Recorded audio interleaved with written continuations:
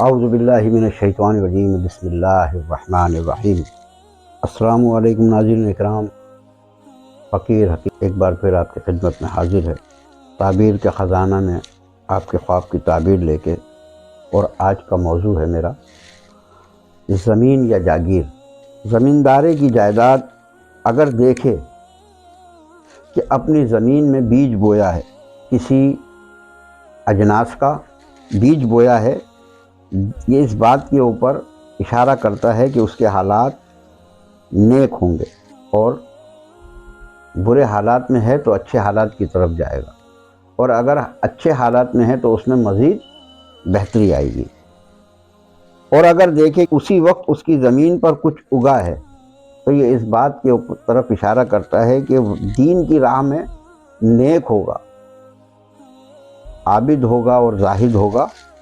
اگر دیکھیں کہ اس نے اپنی تمام جائیداد اور زمین کو بیچ دیا ہے اور اس کے اوپر ایک قیمت رکھ دی ہے تو یہ اس بات کی طرف اشارہ ہے کہ وہ رنج میں اور غم میں پڑے گا۔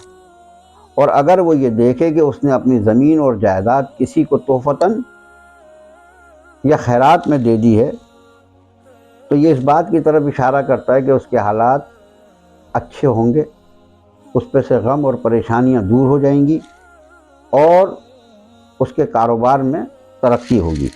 اگر وہ دیکھتا ہے کہ اس کی جاگیر یا زمین آباد ہے تو یہ اس بات کی طرف اشارہ کرتی ہے کہ جتنی آبادی اس کی زمین کے اوپر ہے اس آبادی کے مطابق دنیا کا مال حاصل ہوگا۔